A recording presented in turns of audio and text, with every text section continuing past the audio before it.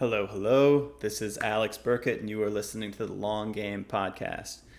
This episode is meta, and it's part of a series that we'll be producing called Kitchen Side. This is in addition to our typical long-form interviews that we conduct with experts and thought leaders in the content marketing and business space. Why Kitchen Side? What does that name mean? So, one big benefit of running an agency or working at one is that you get to see the kitchen side of many different businesses, their revenue, operations, automations, and their culture, the ups and the downs. You get to understand how things look from the inside and how that differs from the outside perspective. You get to understand, in essence, how the sausage is made. This series is going to be an open look at how the sausage is made at our company, Omniscient Digital. As an agency ourselves, we're working both on growing our clients' businesses as well as our own. So this podcast is one project, but we also blog, we make videos, we do sales, and we have quite a robust portfolio of automations and hacks that run our business. So we want to take you behind the curtain to the kitchen side of our business to witness our brainstorms, behind the scenes discussions, and internal dialogues behind the public works that we eventually ship. So this episode, the most meta of them all, is a conversation where we will talk about exactly what this podcast is, who we want it to be for, what we want it to be, and how we want to run it. Without further ado, enjoy Kitchen Side, episode number 1.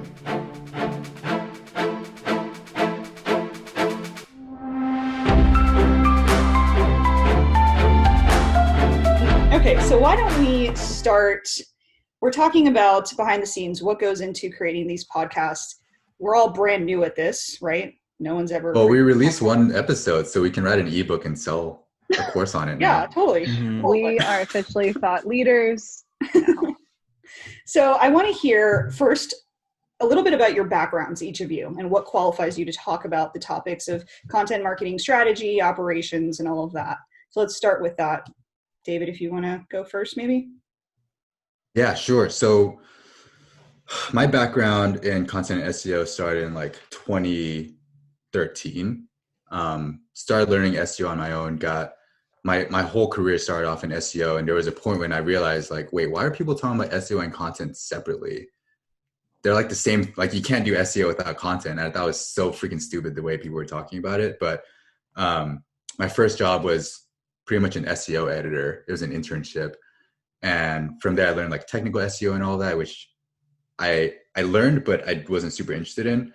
But I got a job at this agency called Single Grain, which the CEO at the time had like 3 different websites or something. And I was helping produce content for both sites and just learning how to create good content that people will link to and that people would read and subscribe to.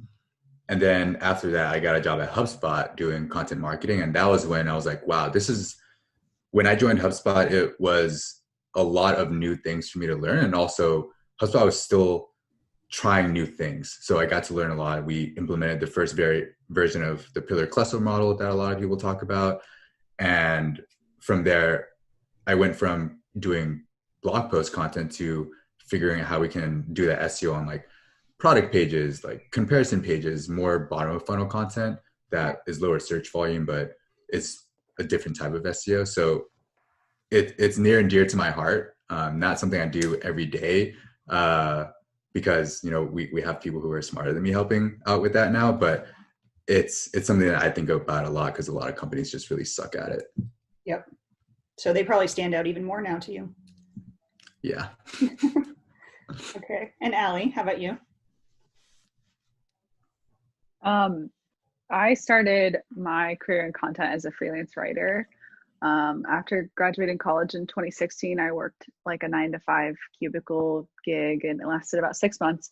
I always knew I wanted to write. I didn't know how to do that in a business setting. But I loved writing about business and about marketing. I had started a business in college and sold it. Actually, it was a pretty small gig, but it really gave me the inside scoop of the people that I was writing to.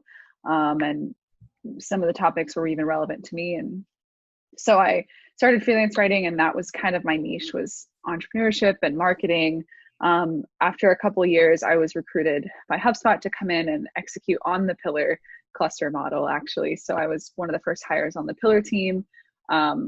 Since then, I've specialized more in long form content, moved into a little bit of what I like to call creative journalism. So just working on like interviewing folks and turning that into like longer form stories, kind of marrying SEO and thought leadership, even though that latter term is pretty overused.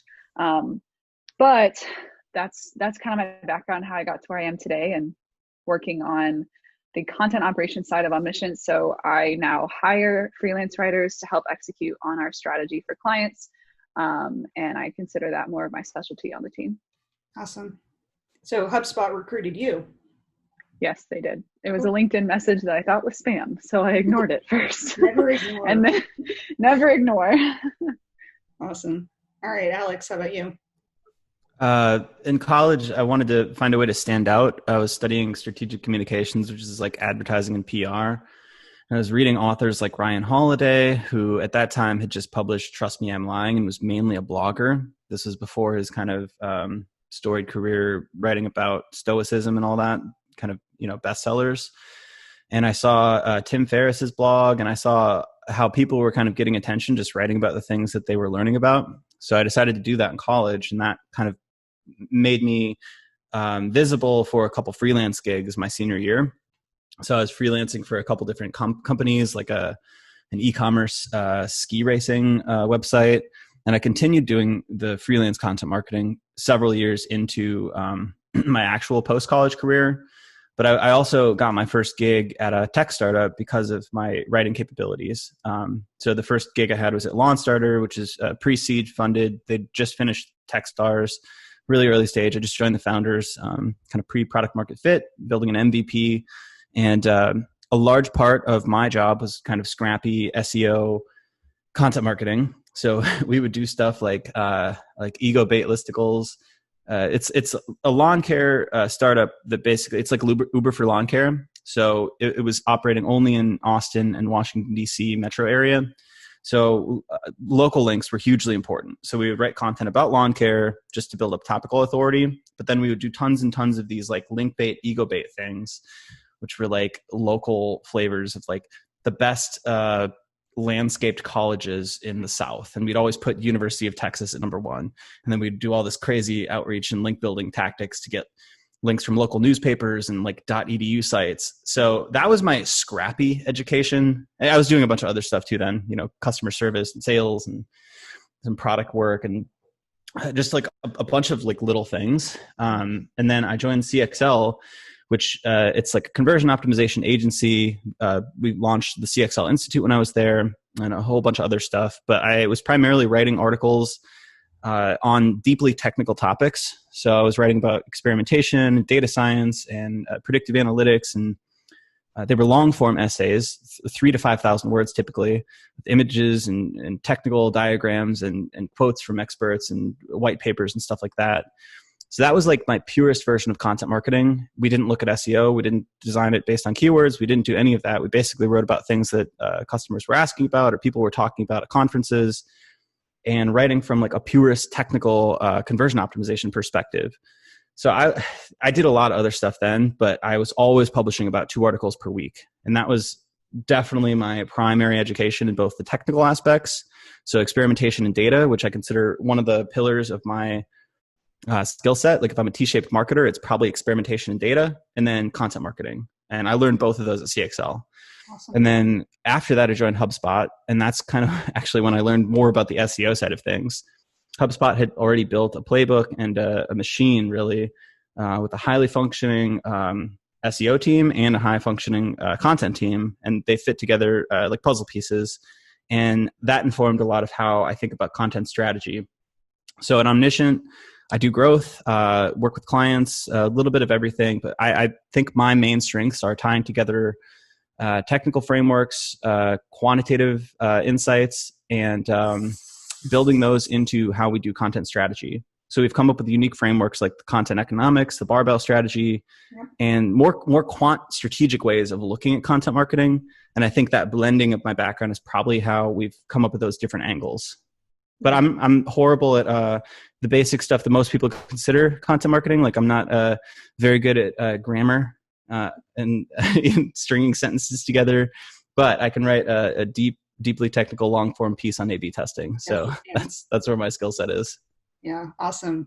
So you guys all worked at HubSpot together. What made you come together to form this? Because you might have seen skills in each other. You're like, oh, we'd be perfect if we came together. What did that look like? Alex, you can take that. David and I wanted to get rich. So we're like, all right, we got to build a business. I think both of us had entrepreneurial ambitions forever. I mean, that was my earliest inclination, was to be an entrepreneur. And I don't remember who brought up the idea. It may have been you, David, that you were talking about starting a company. I know there was some impetus in talking to my old boss at CXL, Pep Laya. We were at a conference in San Francisco and drinking beer, and he was telling us how hard it was to hire a content marketer. And he was looking into these agencies, and they were charging, X dollars for N number of blog posts. And David and I looked at each other and we're like, we can do that. So I think that was when the feasibility angle came to the agency. I think that you and I had talked about doing a business before, but we had never honed in on a specific iteration or a specific way to do business.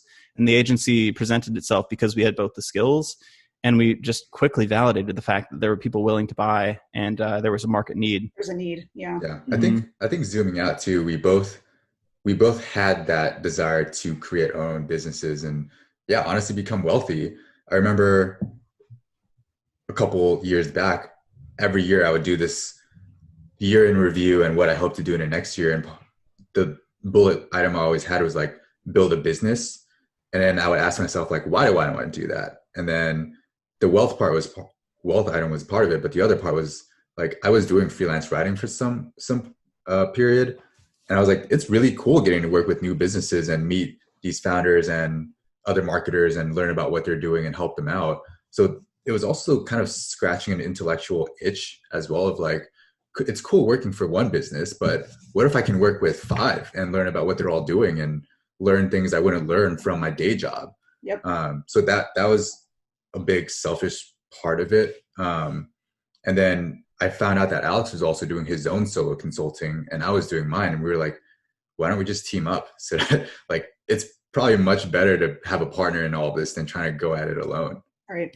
And then when did Allie come in to the whole mix? We met Allie at a remote retreat in Lake Tahoe, right? Yeah, that was last February, 2019. And I think I was sharing some strategy I had for HubSpot. I mean, y'all knew I was a freelancer too. So they brought me on to work on a client at the end of last year, right? Yeah, Wonderkind? Yes. I think maybe some listeners might assume that you all know each other because you work together in the same building or something, but obviously you're spread out. Yeah, we're all in different spots, and we were when we initially met at HubSpot. But yeah, in March they brought me on kind of full-ish time as head of content. So yeah, we actually didn't really meet, or at least I didn't meet you both through doing the job. It was like, I think Alex, you were joining a different team on a marketing team at the time. We were on the same team for a little bit, very brief time when we were on Scott's team. Yeah, and then we tangentially spoke to each other, but like we somehow ended up doing this lake house trip together, and like we got to hang out. Mm-hmm. And I remember we had a marketing team kickoff. I was sitting next to Alex, and I leaned over. I was like, "Hey, dude, do you believe in free will?" And I do remember that. Yeah, I think that's when the friendship started, really. Answer. And yeah, I think, correct me if I'm wrong, Alex, from the beginning of working on all this, we were like, would be a cool person to work with? Allie Decker. Mm-hmm. And then we got to work with you for a client, but then we were like, we got to bring Allie on as a partner at some point. And yeah, it was completely serendipitous, and it laddered up step by step. Because like David and I briefly worked with each other and had hung out a bunch of times at like random retreats, and we had crossed paths via like conferences and stuff like that. But then Allie, I was in Emerging Leaders with your boss at HubSpot, mm-hmm. and we had invited her to the Lake Tahoe thing, and she's like, "Oh, I'm going to bring Allie too." And we hadn't met you before then. And I think we were all working on random stuff that week. And I think that cracked open the shell of the idea to work with you with clients, because we were just working with, I think, our first client at that time. Like, it was really early. And we brought you on as a freelance writer. And then we're like, oh, Allie's really good. We should definitely like try to work with her more. And it's just kind of like escalated to the point where we asked you to be a partner as well. That's awesome. Yes. So whose idea was it to do a podcast, and why? I don't know the initial seed of the idea. I don't know. That's been an itch of mine for a little bit. So I don't know if I like threw it out there. David's probably threw it out there. I'm sure. Allie, you've had the idea as well. I think we've all simultaneously kind of thought about doing this. What was appealing to you about a podcast? Talking to smart people. Something that I did pre-pandemic days was I would go get lunch with people, and because I never worked in the office at HubSpot, I was always remote. So I actually found that to be a strength, because you sometimes need a little bit of a divergent thinking, and if you talk to the same people too often, you get kind of in a bubble or like an echo chamber in terms of ideas. So I didn't have that crutch, that social network, which, it's a downside too, because you don't get as many deep relationships with your coworkers probably. But I would go out and do coffees and lunches with random people from different companies in Austin, like big commerce and whatnot. And I always loved those. Like, it would just be like probing, the other person for what they're working on, what cool ideas they have. Yeah. So I always loved that style of conversation, and just learning from smart people. And I figure I want to have those conversations anyway. So let's just record them and put them out there and become better at this actual public speaking and interviewing and conversational thing, and create this as a form of content as well. And then also we realized that we can use this as kind of a seedling of an idea that we can repurpose to other formats. Right. So we can create this, what we're talking about right now, into a blog post. We can put it on social media. We can put YouTube clips out there.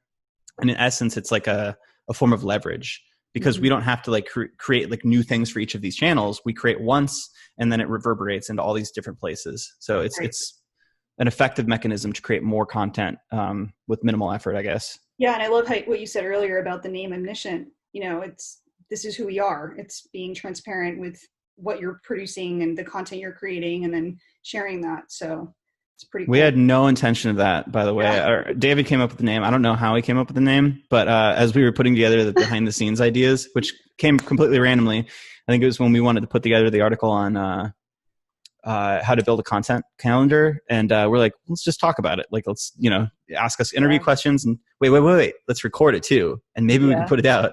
And then it's like, wait, we could do this with all of our shit. Like, we could just like show the behind the scenes. And then that got me thinking of the connection between the word omniscient, which is like kind of all seeing, all knowing, and like the fact that we're kind of opening the curtain to all of this stuff too. It's like you can be omniscient about, I guess, like what we're working on. Yeah. So we should come up with a clever way to brand that. Totally. Yeah. Awesome. Yeah, So I think the podcast too, it was like, well, there's the business side, there's the personal side, and then there's people reach out to us to ask us for advice and stuff. Why can't we just record this and talk to other smart people and share advice and scale that out? Right. Like, I've been thinking about this concept of like every person is now a media company in terms of entrepreneurship. And even if you don't want to start a business, the fact that people are posting stuff on Twitter, getting followers, posting stuff on Instagram, getting followers, like, people want to hear what other people say. And I get messages and LinkedIn requests, and I'm like, I can't talk to all of you as much as I'd want to. So this is just one way to kind of scale that out. Yeah, it's awesome. So who is this podcast for, The Long Game? Who are you trying to help? I honestly don't think we've talked about this. So I'm curious to hear what y'all say. I can start. I think a lot of, this might be deeper than expected, but I think a lot of media nowadays creates this perception of like short-term wins, or like hacks and tactics and tips to do things immediately. But a lot of things are just about doing something for a sustained amount of time and doing it for a long time. Like, a lot of businesses fail because they do something unsustainable and they run out of runway, or they just give up, or folks want to start a business, they give up. But if you can just last long enough to survive long enough and outlast other businesses that don't last that long, then I think there's a good chance of survival. Like maybe you won't become the next billion-dollar company, but you'll be a successful entrepreneur if you go at it long enough. And I think the hacks and tactics kind of overshadow that story and the effort of how long it takes to build something. Mm-hmm. And that can apply to both business and like personal projects and things like that. So that I selfishly want to learn about the stories and also kind of shift the framing of how people think about these things into more of like, it's okay to take a long time to build things out. And in fact, that's how a lot of things work out. Yeah, I resonate with that a lot. I also, I think I've framed it more from who we don't want to build this for.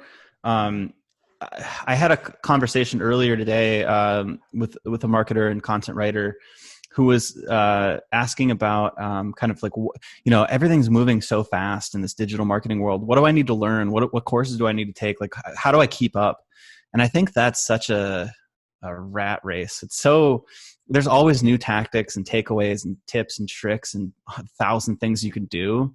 But then there's these underlying kind of like fundamentals that David kind of alluded to, which you do over time. It's not sexy stuff. And eventually you get success. Like it's not a survivorship bias thing. Actually, I think David Cadavy, who we had on the podcast, not released yet, had a tweet about survivorship bias being not a thing if you play the long game or something like that. I can't remember the exact tweet, but it's interesting. Like on a long enough time scale, if you're playing the right game, then survivorship bias doesn't matter. It's like you're going to get that one win. So I think we wanted to do the long game. The podcast name means a lot. It's something that we pulled from a Naval Ravikant tweet. One of my favorite quotes actually is play long-term games with long-term people because compounding interest is everything. So I think it's kind of a reminder to ourselves more than anything to like not take our eye off the ball, not get shiny object syndrome, and just continue plugging through and like putting out great work. But back to my original thing of who I don't want it to be for. It's like the person who goes to a conference and like maybe flits in for a couple sessions, mindlessly kind of pays attention a little bit and then goes back to the hotel room and skips the after party and the networking and all of that stuff. It's like the misses the forest for the trees type of person who says like, oh, what's the executive summary? It's like, that's not the point. The people who are in it for the experience. And then you actually find out that if you stay for the after party, if you stay for the conference happy hour, that's where all the insights are actually shared anyway. Like nobody's giving you the fucking top 3 takeaways like those are all known. They're all over the internet. They're all over blog posts. You can learn about that anywhere. We want to get to the underlying stuff. We want to have those conversations that are a little bit more comfortable after a couple drinks and the kind that flourish after you're a little more comfortable with each other. So I think we don't want the people who are like, oh, give me the takeaways. It's such a, I don't know. Go listen to 2x speed, like some 20-minute podcast or something if you want that. Yeah, totally makes sense. Gosh, I had something I was going to say and then you guys talked and I was like, yes. A couple things come to mind for me, just like quotes and articles I've read. There's one by Steph Smith and she says, how to be great, it's to be good repeatably. So that's seconding, what David said about the long game and how it's not pretty and it's not fun. And then something else that comes to mind more in terms of writing is like 80% of the ideas you have come after you start the essay. And so like I have, and that's more obviously specific to a writing project, but it comes to mind in this case too, because like coming from my perspective from such a type A, like I come from a very perfectionist like background, like I was a very good student. And sometimes I regret having that background because it makes me want to be always good, always on, making always pretty stuff. And like, that's not where the learning is. That's not where the takeaways are. Like, that's not where the connection is, like not in the conference sessions, it's afterwards. Right. And I mean, I found that even when we have conversations, like the good stuff comes after like a little bit of talking. And I just feel like the conversations we're going to have on the podcast are the nitty gritty stuff, understanding not how people are being successful, but how they got to the part where they trusted themselves, they got comfortable in the uncomfortable, they worked through the weeds to maybe come out the other side. And it took a long time to do all of that. And I'm ready for more, I don't want to like throw around the word authentic because I feel like that's also very overused, but just the real shit, honestly. Yeah, I mean, there's just so much out there. Like if I see one more hack I mean, no. So I'm excited that we're all pretty aligned on this. I almost Ali, go ahead.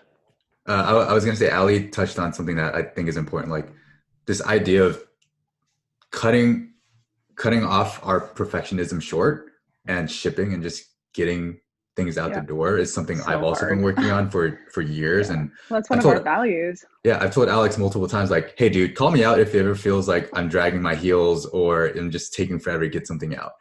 And it's even something I'm trying to do, like in my job at Fishtown Analytics. Like, it's a Series B startup. How do I keep shipping and not try to perfect things? Because there's always going to be tons to do.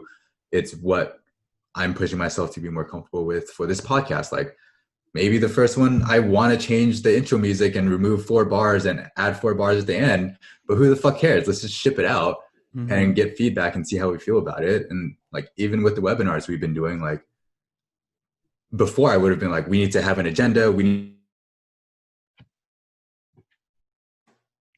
Freeze. learning experience. And the long game is being comfortable knowing that doing something wrong or not perfectly doesn't mean that it's bad. It just, that's how you learn. There's a saying, fail fast, fail forward, something like that. I almost wanted to call the podcast the Sandbox, by the way. This is a thought that I've had like over the past like couple months, because like I'm getting back into guitar and I'm like, all right, I got to use the old band name that I used to use. And if I come up with an album, it's going to be called Sandbox or something like that, because it's like experimental. So I can like do whatever the fuck I want, make whatever sounds. It's not like a genre defined thing, but then also I'm just playing. It's like a cool thing, you know? And it kind of demystifies and makes it less serious. I think the long game works actually a lot better because of the theme we're going for with like repeated iteration and success. Right. It's not necessarily just fun and all experimental. We're not like going off in many different directions, but it still includes that word game, which I like. It's all a game. Like it's, you know, we don't have to take it so seriously, but over the long term, over the long game, we can iterate and experiment and just ship a lot. And that's kind of the ethos that we're going for. Yeah. But also, David, you haven't written your article for the Thought Leadership this month, so calling you out. Yeah, I'm dragging my heels. Me too. All right. So what kind of guests are you excited to have on? Like, who are you excited to talk about or talk to? What kind of people? I want to talk to people that like people don't know. Mm-hmm. I mean, I know that obviously people become popular and famous and well known for a reason. They're valuable. They've got stuff to say. But I don't know. I feel like the folks who aren't as very well known, I can't think of anybody off the top of my head. They've got just as much to share because they're creating just as much like in private as they are in public, and they're still going and pushing forward. And just because they're not known yet doesn't mean that they're, you know, not valuable. Yeah, that they still have value to give. Mm-hmm. I think I mostly care about passion. That's my number one. That's actually probably my number one criteria for like people I hang out with in general is like people who have a spark of energy. And I like contrarians. You don't have to be like an annoying contrarian where everything you think is like against the mob or whatever. But I like people who think differently. To give just examples of the conversations we've already had, I think Tommy and David Cadeby, like they are clearly passionate about their ideas, and they have unique ideas. Like they've clearly thought about some things from first principles and come to their own conclusions. And I think those are the conversations that are most interesting to have. Because it's like also the idea itself is interesting, but how the hell did you come up with that? Like what's your background? Like how did you get here? I think that's the interesting thing. Yeah. Yeah. A couple years ago, I remember speaking to my manager at the time. His name was Brian Balfour, and every conversation I had with him was about like career development and professional development and how to like get better at my job and everything. And he pointed out at one point, he was like, seems like you're really trying to rush this process and like get really good and everything, which is great, but it's okay to zoom out and just do the job for like a couple months and then reflect back. And the thing that tied the knot on that was like, he said, yeah, like all these people that you probably look up to in tech or like the marketers and stuff, it comes in waves. Like this wave of folks that you pay attention to all know each other. You're going to be part of one wave. Like maybe it's not this next one. Maybe a couple years later, you're going to be part of a wave where, you know, this certain group of folks that are all of a sudden getting all this attention and like are like getting consulting gigs and all of that. And that was really interesting to me because I was like, how do I find more of those people in that wave, or like talk to the people like that are on the wave in front of me that are about to get really well known or something, and like Right. get to learn from them before everyone wants to talk to them. So I want to talk to people who both, I guess, are on the same wave as us, and people who are maybe like one or two waves ahead, who like maybe David Kadavi is a couple waves ahead. But that's been a really helpful framework for me to feel like just put into time, like this wave is barely forming for us. It's not going to crest yet, but it's on the way there. So it's been a helpful narrative. But if I had to name a name, one of the folks I've followed over the years is someone I used to work with at Single Grain, Eric Sue, but I'd say he's really well known in marketing, but like, I don't know how, to the extent what his reach is, but it's been interesting following his long game, from sitting in a room with him whiteboarding his whole strategy, and now seeing over the last 3 to 5 years all of that come to fruition. And like, this dude had a game plan, he trusted the process, and I'm hoping to learn and like model that. And I want to dig into that with him a bit more and just understand his like mental models for all of that. Yeah, for sure. So what are some takeaways that you would hope that your listeners would take away from each podcast? Like, what do you really want people to walk away with after listening? I would say confidence in themselves. Sounds a little simplistic given how tactical we can get. But the truth is, like, I don't really expect anybody to master a skill after 45 minutes of our podcast. Like, that's, first of all, not the purpose. Like, we're not, again, giving hacks, giving tricks. Like, that's just not how you become good at anything. But I would love to instill a bit of like, you know, I'm in my lane. If I'm in my lane, there's not any traffic, you know, like I'm doing what I need to do, and talking or listening to these folks talk and understand, you know, the behind the scenes stuff that happens and those after conference conversations that happen. Not only can I hear them here, but I'm going to go seek out those behind the scenes conversations of my own, because that's where I know the real education and inspiration happens.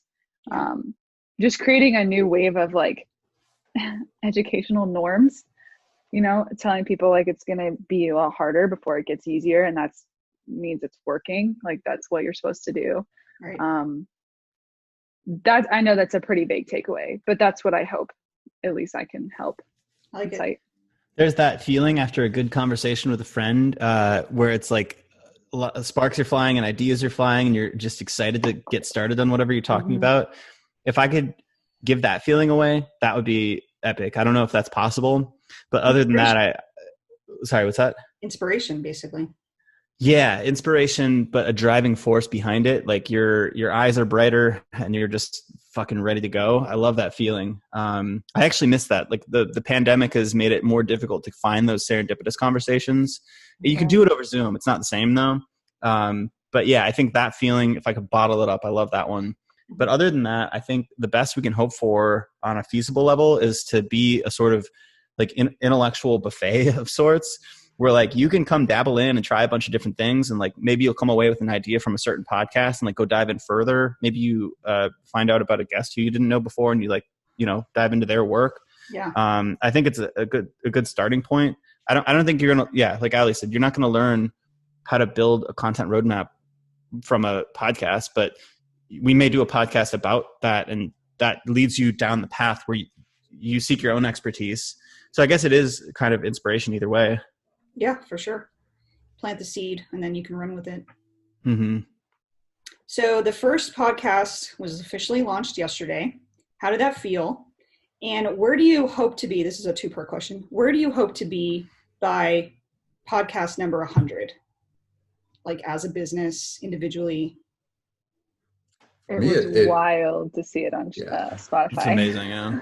So cool. I sent it to my girlfriend. I sent it to some of my closest friends, and I was like, "This is cool." Like it's easier than people would think to get a podcast up, but just seeing it up and live and knowing that we got over that hump it felt pretty good. And knowing that we got your help with it, Carissa, was like amazing. I think we dragged our feet on it for a while, so it was cool to get your catalyzing force behind it. Mm-hmm. It was fun. It's podcast launch day. Yeah. I think for me, like, it's hard to say in terms of metrics where I'd want us to be on episode 100, but one way I think about it is if I could have like a handful of folks reaching out and being like, hey, listening to this podcast really helped me reframe how I think about what I'm doing in my career and my work, that'd be helpful. Like, kind of going back to the main takeaway is if folks understand that a lot of this, the long game is mindset.